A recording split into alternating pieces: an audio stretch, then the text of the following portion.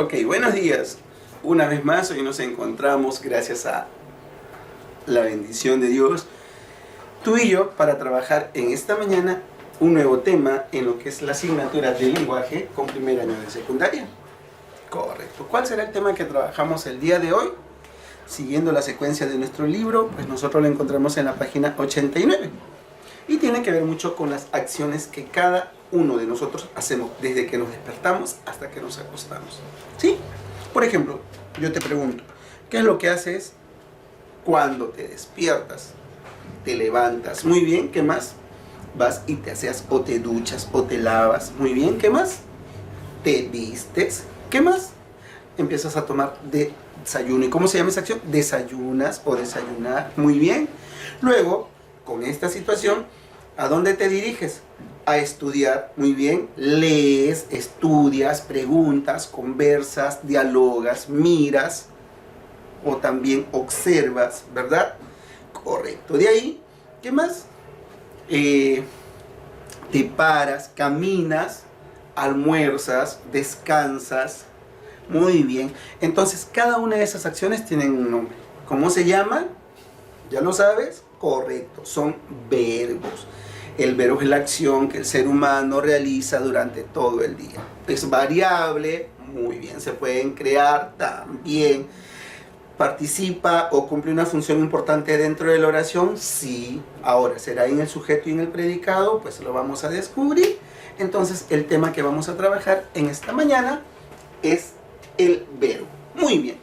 Primero nos preguntamos, ¿qué entendemos o qué nosotros conocemos como verbo? Si te he hecho varios ejemplos, pues en este caso ya tienes una idea, ¿verdad? Es la acción que realizamos durante el día. Correcto, muy bien. ¿Qué otras acciones hacemos? Jugamos, muy bien, cantamos, correcto. De repente quizás no te pido pues que llames a tus compañeritos, pero con papá y mamá puedes hacer una acción muy bonita, muy divertida. ¿Cuál es? Jugar. ¿Has jugado antes con ellos? No. ¿Lo estás haciendo ahora? Pues sí. O de repente quizás no. Empieza a cantar. ¿Cantas? ¿Has cantado con tus papás? No. O de repente sí, porque una maestra o porque el profesor de otra área te dejó una tarea. Magnífico, pero hazlo tú. Porque te nace. Muy bien, ¿qué más?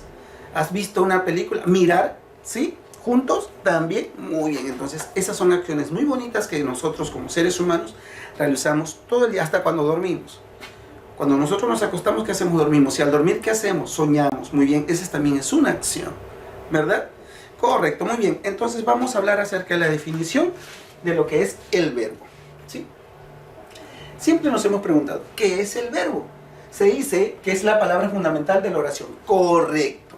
Es una palabra muy importante. ¿Por qué? Porque de esta manera vamos a observar dentro de la oración que el sujeto, en este caso el ser, va a cumplir o va a realizar una acción. ¿Qué más nos dice? El verbo se define según los siguientes criterios, así como el pronombre, como el sustantivo, ¿verdad?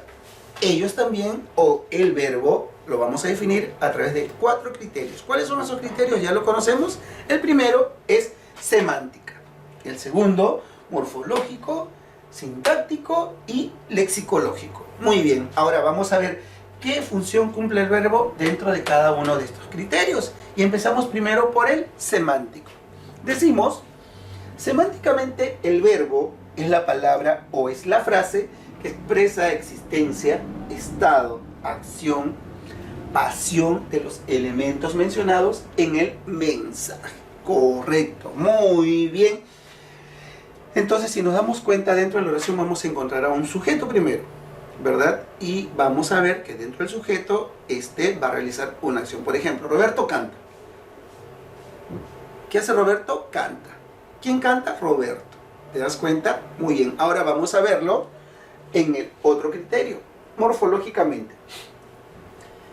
Cuando hablamos sobre el verbo en el criterio morfológico, podemos decir que es una categoría que sufre modificaciones en su forma. ¿A fin de qué? De expresar los accidentes gramaticales, como son de número, persona, modo, tiempo y aspecto. Es decir, estos 5 accidentes gramaticales vamos a observarlo dentro del verbo. Muy bien, continuamos ahora. Ahora lo vemos sintácticamente. Cuando hablamos en el criterio sintáctico, podemos decir que el verbo es la palabra que desempeña la función privativa ¿de quién? Del núcleo del predicado. Es decir, el núcleo del predicado, ¿cuál es? Recordemos, el núcleo del sujeto, ¿quién era? El sustantivo. Muy bien, y el núcleo del predicado es el verbo. Correcto, muy bien. Entonces, sintácticamente podemos observar que el verbo va a cumplir la función del núcleo del predicado. Muy bien, continuamos. Y lexicológicamente podemos decir que el verbo es de inventario abierto. ¿Recuerdas? Los anteriores eran de inventario cerrado, como el artículo, incluso hasta el pronombre, si no me equivoco, porque no te permitían crear otras palabras, creo, ¿verdad? En este caso, el verbo es de inventario abierto, pues se pueden crear nuevos verbos, así como, por ejemplo, clonar, chatear y otros más. Muy bien. Ahora, estudiado ya lo que es la definición a través de estos 4 criterios, vamos a ver la estructura del verbo. Cuando hablamos sobre su estructura, podemos decir nosotros que existen dos. Esta palabra tiene un lexema o llamado raíz, como también lo conocemos base o radical, y que es la raíz, es el elemento irreductible y común a todas las palabras de una misma familia. Se dice que la raíz o el lexemo, la base o lo radical contiene el significado o la base significativa, es decir, casi todo el contenido. Y gracias a la raíz nosotros podemos crear otras palabras. ¿Y cómo se le llaman a la continuación de lo que lleva o de lo que complementa la raíz? Se llama morfemas flexivos, o lo vamos a encontrar con el nombre de desinencias. ¿Qué es un morfema flexivo? Se dice que es el elemento flexional que se agrega a la raíz del verbo para expresar accidentes gramaticales de número, persona, tiempo, modo y aspecto. ¿Es verdad? Si digo jugó, ¿cuál sería la raíz? Ju. Y el morfema flexivo, o. Entonces, esa o, si lleva tilde, me va a indicar un tiempo, un género y un número, ¿verdad? Tiempo pasado, género masculino, ¿no? Porque se entra jugarán, ¿no? Y número, o perdón, en singular, claro, número singular o plural. Lo vamos a ver a continuación con el siguiente ejemplo. Dice, morfemas flexivos,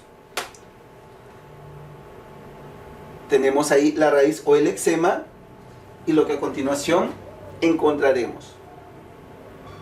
Por ejemplo, la palabra es como, ¿verdad? ¿En qué tiempo o en persona se encuentra? En primera persona, yo como. Número singular, tiempo presente, modo indicativo, aspecto imperfecto. ¿Por qué? Porque no termina.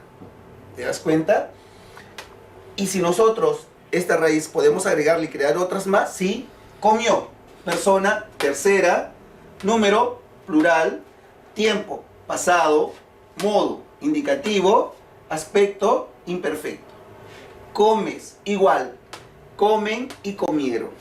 Estas 4 nuevas palabras que se crearon con esta raíz se encuentran en tercera persona, en plural, en tiempo pasado, en modo indicativo y en aspecto imperfecto. ¿Qué quiere decir perfecto e imperfecto? Perfecto que ya está concluido, imperfecto que aún todavía no ha terminado la acción. ¿Sí? Muy bien, entonces con este ejemplo vamos a continuar y observar los accidentes gramaticales del verbo. Bien, accidentes gramaticales del verbo. ¿A quiénes encontramos aquí? En primer lugar, al número. No es 1, 2, 3, 4, sino aquí nos vamos a indicar o nos van a indicar si está en singular o en plural. El segundo accidente es persona, lo que ya conocemos, primera, segunda, tercera persona, también en singular y en plural. El tercer accidente, tiempo. Conocemos los tiempos, ¿cuáles son? Pretérito, presente y futuro. Seguimos. Modo, si es indicativo, subjuntivo, imperativo, y el aspecto, si es perfecto o imperfecto. Vamos entonces a estudiar ahora cada uno de estos accidentes gramaticales. ¿Cuántos son? 5 si nos damos cuenta, ¿verdad? 5 accidentes que van a encontrarse o van a trabajar o conjugar o van a hacer sus travesuras, vamos a llamarlo así, con el verbo. A ver, empezamos. El primer accidente gramatical. ¿Cuál es? El número. ¿Qué indica el número? Dice, este accidente señala la cantidad de las personas que realizarán la acción verbal. Vamos a ver. En singular es cuando una sola persona realiza la acción y en plural cuando dos o más personas realizan dicha acción. En singular, yo canté, tú compraste, él bailará. Estamos hablando de presente, pasado y futuro. Lo mismo en plural. Nosotros cantamos, ustedes compraron, ellos bailarán. ¿Sí? Entonces, ¿cuáles son los números singular y plural? Y estos números conjugan ¿con quién? Con las personas. ¿Cuáles son? 3, en singular y en plural. ¿Sí? Ok. Entonces, ¿cumple lo que dice el concepto? Sí. Que el número va a señalar la cantidad de las personas que realizarán la acción verbal. En yo canté, ¿cuántos son? 1. Tú cantaste, él bailará, es 1. Y nosotros cantamos, es más de 1. Ustedes compraron, más de 1. Ellos bailarán también. O sea, no hay una cantidad exacta. Simplemente se habla en porcentajes mayores. ¿Sí? Muy bien, continuamos. El segundo accidente gramatical, ¿cuál es? Persona. Este accidente gramatical refiere a las 3 personas que realizan la acción verbal. Nosotros ya las conocemos. ¿Cuáles son esas 3 personas? Lo vemos en primera persona, ¿cuál es? Yo, segunda persona, tú, y tercera persona, él o ella. Pero ¿quién es la primera persona?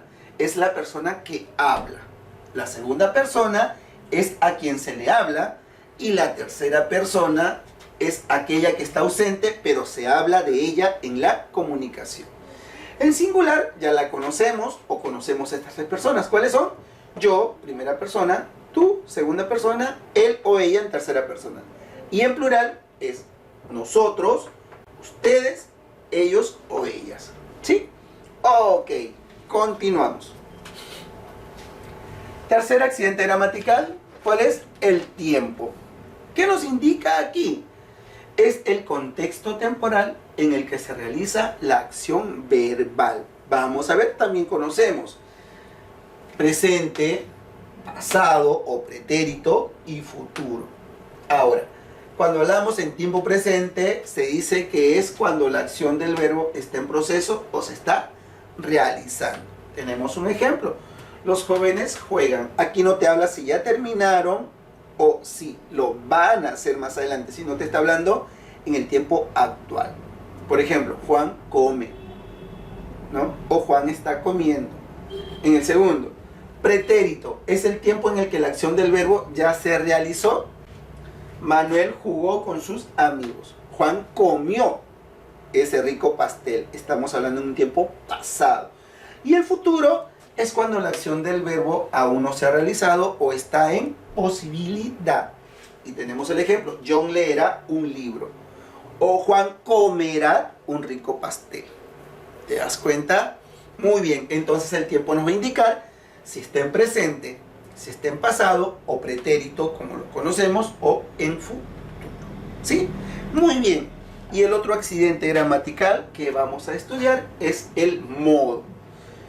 ¿Qué nos indica el modo? Nos va a indicar el punto de vista del hablante con relación a la acción verbal.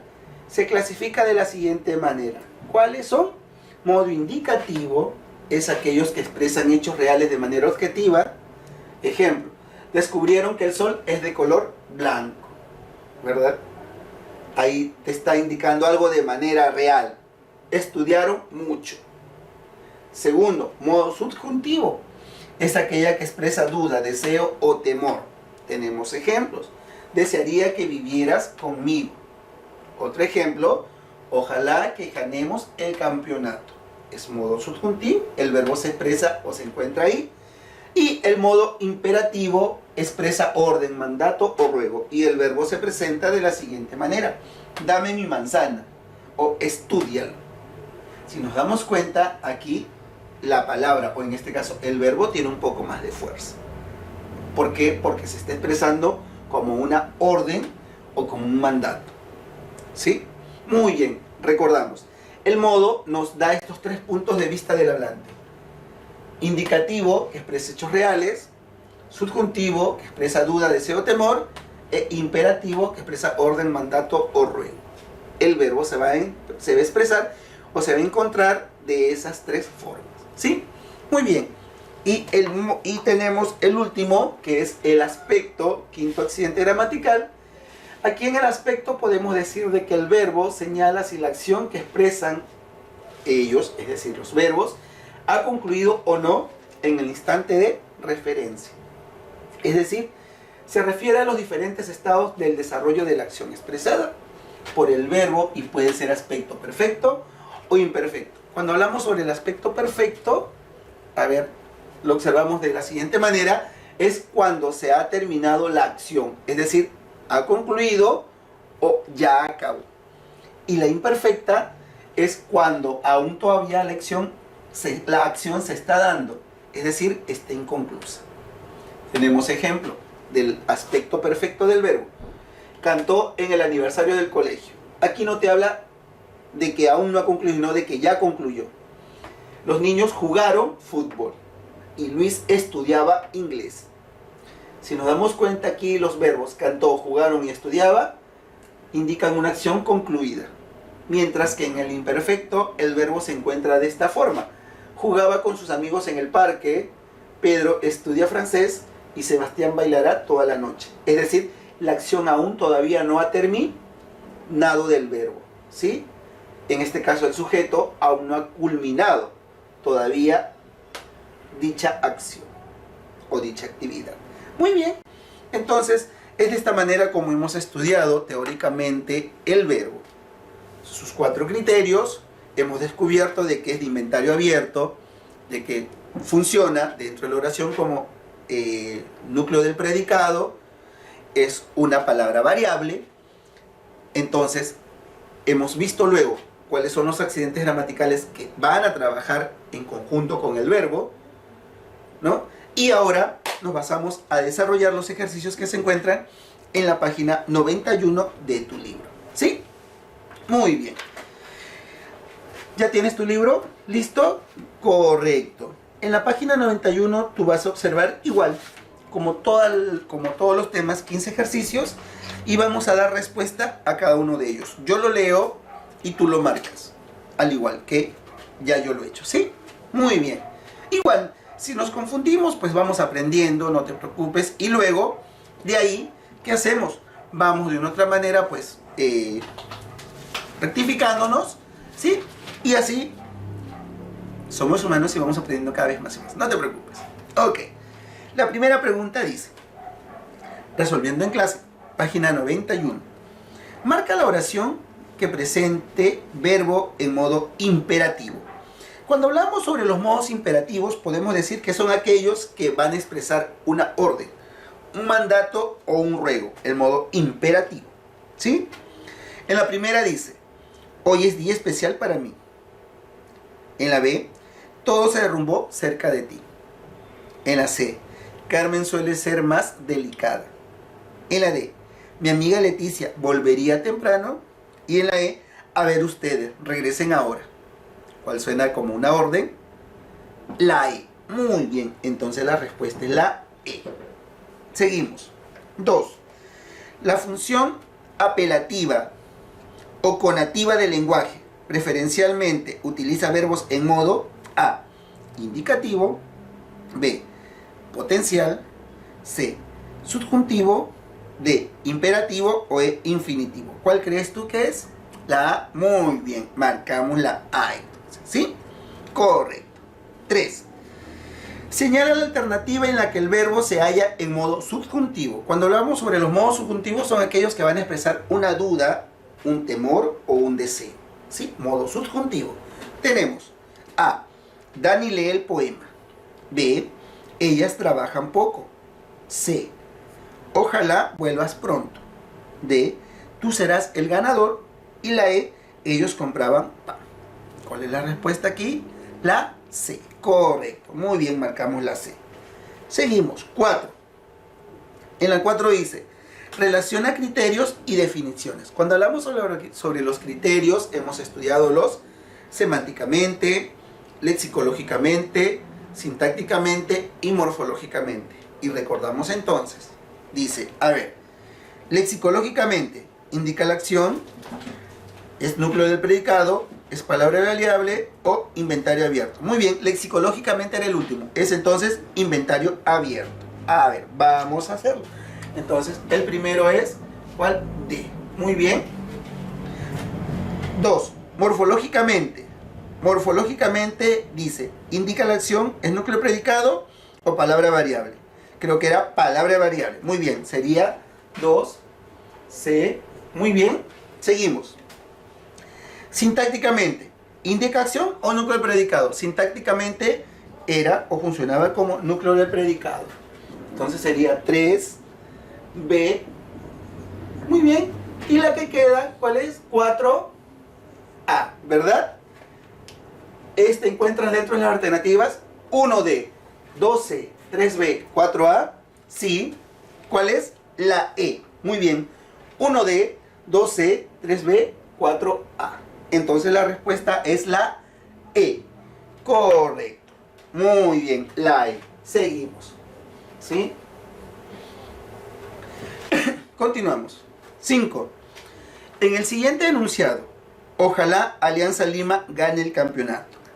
El verbo se presenta ¿en qué modo? Ojalá es un ruego, un deseo, ¿verdad? Y estamos hablando de qué modo? Subjuntivo. Muy bien. ¿Y cuál es la respuesta? La letra B. Correcto. En el ejercicio 6 dice, ¿qué modo expresan orden o mandato? Ya lo sabemos, porque hemos desarrollado anteriormente. ¿Cuál es? El modo imperativo. Muy bien. ¿Cuál es la respuesta? Es la E. Correcto. Seguimos. 7. En la 7 nos pide marcar la alternativa en la que el verbo se halla en aspecto perfectivo. Cuando hablamos sobre los aspectos observamos dos: perfecto e imperfecto. Perfectivo o perfecto es cuando la acción está terminada, concluida o acabada. Imperfecto cuando aún todavía la acción no está terminada, está inconclusa. ¿Sí? A ver, dice, me pide en la 7 aspecto perfectivo, es decir, acción terminada. Ellos comprarán regalo. Podríamos viajar al Cusco. Ellas juegan con Manuel. Wilmer ha leído la novela y Manuel estudia inglés. ¿Cuál es la que más se aproxima? La D. Muy bien, Wilmer ha leído la novela. La respuesta es la D. 8. ¿Cuál de las siguientes oraciones es verdadera? A ver, vamos a ver. Aquí dentro de las 5 alternativas tenemos 5 enunciados. Y una de ellas la vamos a encontrar como ya una definición estudiada. ¿Sí? A ver, dice, el verbo no es de inventario abierto. No, sí es de inventario abierto porque se pueden crear otros verbos. El verbo sufre todos los accidentes gramaticales. ¿Sí? Puede ser esa la respuesta. El verbo reemplaza al sustantivo. No. El verbo funciona como núcleo del predicado. Ajá, también. Y el verbo carece de raíz. No, no carece de raíz. Gracias a la raíz se pueden formar otras palabras. Entonces, ¿cuál es la respuesta aquí? La D. El verbo funciona como núcleo del predicado. Muy bien. 9. Completa la oración. En tal vez me pague mañana. Uy, uy, uy. En tal vez me pague mañana. A ver, el verbo se encuentra ¿en qué modo? Indicativo, imperativo, potencial, subjuntivo, indefinido. En subjuntivo. Muy bien, porque el modo subjuntivo expresa un deseo, ¿no? 10. Entonces, en 9 la respuesta es la B. 10. ¿Qué verbo está conjugado en tercera persona y en singular? Cuando hablamos de persona tercera es yo, tú, él o ella. Muy bien. Y en singular, porque si fuera en plural serían ellos o ellas, ¿verdad? Muy bien. A ver, dice, ¿estudiaste? No, él estudiaste o ella estudiaste. No, es tú estudiaste. Estudiaré. Está en primera, segunda, tercera. Yo estudiaré primera. Corrimos. nosotros corrimos. Cuando hablamos de nosotros, está en primera persona en plural. Corren. Ellos corren. Ellos corren, está en tercera persona en plural. ¿Y qué me pide? En tercera persona en singular. Corrió. Él corrió. Entonces, la respuesta es la E. Muy bien. 11. ¿Cuál de las oraciones se encuentra en modo indicativo? Cuando hablamos sobre el modo indicativo, son aquellos que van a expresar hechos reales de manera objetiva. ¿Sí? Las cosechas de este año fueron buenas. Ojalá estés feliz. Ojalá hayas hecho tu tarea. Él habría llamado ayer y vosotros cantad con devoción. Vosotros cantad con devoción. Suena español, ¿verdad? ¿Cuál es la respuesta aquí? La A. Muy bien, marcamos entonces la alternativa A. Ejercicio 12 dice, la oración se presenta en aspecto imperfectivo. Recordamos, cuando hablamos sobre la oración o del aspecto imperfecto, es decir, cuando la acción todavía no está terminada, no está concluida. Perfecto es cuando ya la acción acabó. A ver, dice, ¿qué oración se presenta en aspecto imperfecto? Bailaré toda la noche. Se sirvió 2 vasos de gaseosas. Casi todo el mundo estuvo emparejado. Al poco tiempo comenzó a aburrirse y se preguntó para qué había venido. ¿Cuál es la respuesta? En este caso, la oración que está en aspecto imperfecto, la A, bailaré toda la noche. O sea, no está concluida. ¿Sí? En la 13, complete la idea. En los malos habitantes atacaron a los turistas. El verbo está en segunda persona, está en singular y modo imperativo, se presenta en segunda persona, se presenta en modo subjuntivo o se presenta en modo indicativo.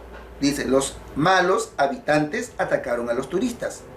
Está hablando de una acción o de un hecho real, ¿verdad? Entonces se presenta en modo indicativo, que expresa hechos reales. Muy bien, la respuesta es la E. 14. Completa la idea. Las muchachas lo miraron con sorpresa. Las muchachas lo miraron con sorpresa. ¿Se presenta en primera persona? No. ¿Se presenta en singular y de modo imperativo? No, no está en singular, está en plural. ¿Se presenta en segunda persona? Tampoco. ¿Se presenta en modo subjuntivo? Cuando hablamos sobre modo subjuntivo, ¿es un deseo, una duda, un temor? Tampoco. ¿Se presenta en tercera persona? Sí, está en tercera persona. Entonces, ¿cuál es la respuesta aquí? La E, de la 14, la E. Y 15 dice, igual completa la idea. El plato se cayó produciendo un gran ruido. El plato se cayó produciendo un gran ruido. La oración nos presenta un verbo. Tiempo pasado y aspecto imperfecto, no. En plural, tampoco. En modo subjuntivo, no. Cuando hablamos sobre el modo subjuntivo es un deseo, una duda, un temor.